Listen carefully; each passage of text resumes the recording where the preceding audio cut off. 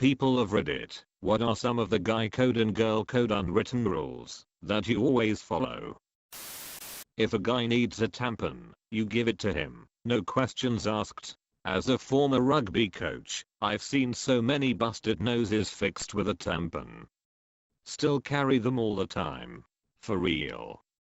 Dated a girl that kept a small baggie of cut up tampons in her bathroom because she would get nosebleeds occasionally.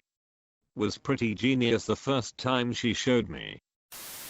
See something, compliment something. If you're a stranger, particularly if you're a guy, only compliment the things you wouldn't get slapped for touching.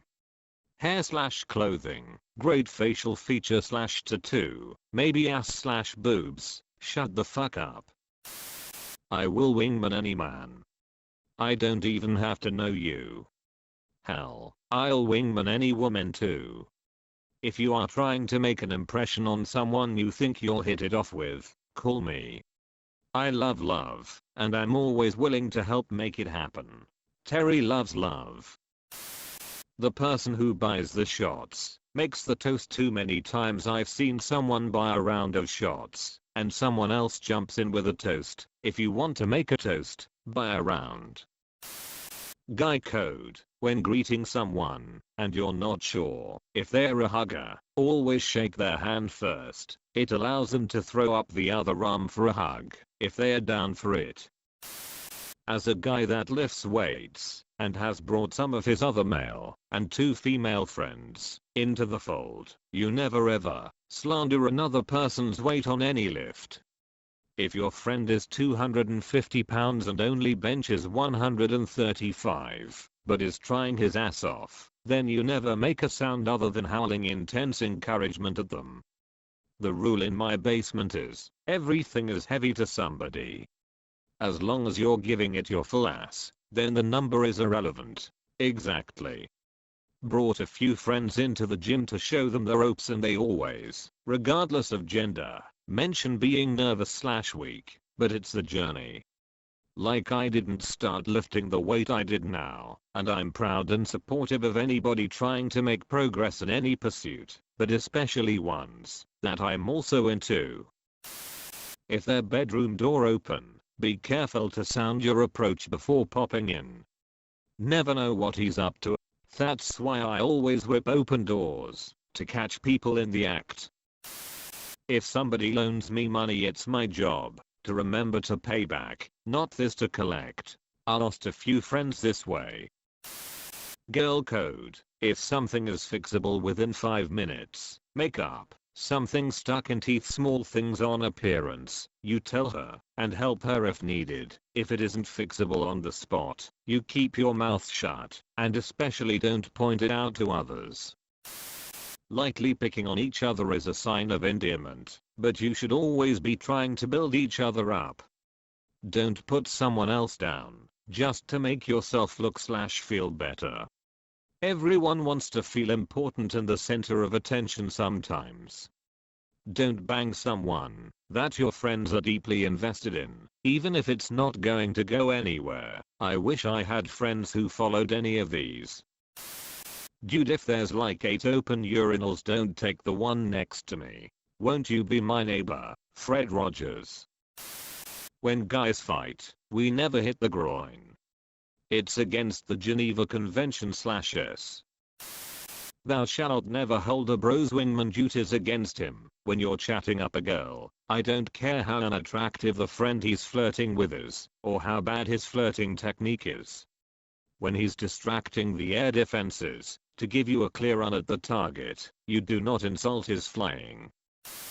If you sell a buddy a car, or anything of value, cheaper than normal, because they are a friend, that friend must offer to sell it back to you, before offering it to the general public. My grandpa gave me a car, and when my brother needed a car I gave it to him. When my sister needed a car he gave it to her. When it needed brakes and exhaust work she took it to the junkyard, and kept the money. I'm still bitter. That car had enormous sentimental value. It was a 1990 Oldsmobile 98. It was so fucking cool. Ugh. If you see another girl in an uncomfortable situation, you try to get her out of there or at least let her know that you got her back. I've done it for everyone, from my sister, to my friends' moms. One time at a school event, my best friend's mom somehow ended getting an unsolicited massage from another parent with boundary issues, and I quickly made an excuse up that I needed help at the concession stand. No one is too old or too young to do this. On a more lighthearted side, in my experience, when you hug another girl, you always try to slot the boobs by going slightly to the side, so that you don't just mash your chests together and hurt someone. Have your boys back in an altercation/fight/argument. I'm not saying 100% of the time step up for them. Sometimes people do dumb shit and deserve the consequences. But if the need arises, you should have their back. Even if it just means stepping up beside them to look intimidating. As a lady with autism, this has to be one of the most useful threads I have ever read. All these unwritten rules about how to treat others socially don't naturally occur to me. I feel like I have gained new powers. Thank you, thank you, thank you. If I hear a girl say she needs a hair tie, I will immediately hand one over, even if I'll only have one left for myself. If someone offers to pay, you should ask them if they are sure. If they are, then it is rude to further reject what is supposed to be a kindness on their part. I got the bill. Are you sure? Yeah, don't worry about it. Thank you. If your friends help you move, you are expected to A. Be packed already, and B. Provide pizza and beer. LMAO. I hate how many times I've showed up to help friends move, and they have nothing packed, and not enough boxes.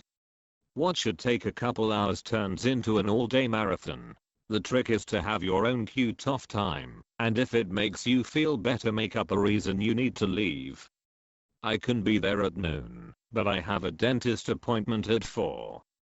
If you say this ahead of time, they will think, cool, should be done before 4. It won't be, but it won't be your problem. That way it doesn't much matter what stage of parking they are in, you help, you leave. Guy code: if your drunk bro is about to cheat on his girlfriend, you must follow through with one intervention. If he says he doesn't care, you did your part, and are free from any responsibility. One time my friend tried to stop me from cheating on my GF, with my GF. A bunch of us were at a social gathering. I asked my GF if she wanted to grab dinner afterwards, and my friend pulled me aside and reminded me that I have a girlfriend, and I told him, yeah, dude. This is her. He had met her before, and none of us were drinking or otherwise impaired, so I'm not sure why he was confused. If you see a girl with her skirt tucked into her tights, tissue stuck to her shoe, or lipstick on her teeth, tell her. This happened once in college, when I was working retail. I was leaving the store's restroom, and one of my coworkers, who was always a nasty bitch to me for whatever reason, had tucked her skirt into her underwear. I debated whether or not to say anything, and then went with my gut and alerted her of the situation. She was always super nice to me after that. I'm a guy, but I feel like I would go through this embarrassment exactly once before I quadruple checked the situation before leaving the bathroom from then on. You absolutely never share a glass of milk with another man. This is odd. I've never seen such a foreign concept brought to my doorstep that I immediately agreed with. I don't even drink milk, and this immediately made cosmic sense to me. Girl code: when another girl asks how she looks, if you have something negative to point out, do it gently and follow up with at least one or more positive. You gotta use the sandwich. Compliment, insult, compliment. I wouldn't even use the word insult, just maybe something they could improve, step up their game on. Last slice of pizza or last pop/beer always goes to who paid for it. If you all chipped in, you don't have to ask, but you have to tell. And never take both in the same hangout, no matter what the earlier rules say. Never mess with the music in another person's car. Don't care how crap you think their taste is. If you know someone else had a regrettable hookup, no you don't. Not even if you fall out and become enemies. You don't remember. The music in car thing is so true. I've driven long drives for people on terrible roads, and paid for gas, and no matter how much I pick my music to be inoffensive, I get people reaching for the aux. When I politely decline their music, they get mad. More people should respect the aux.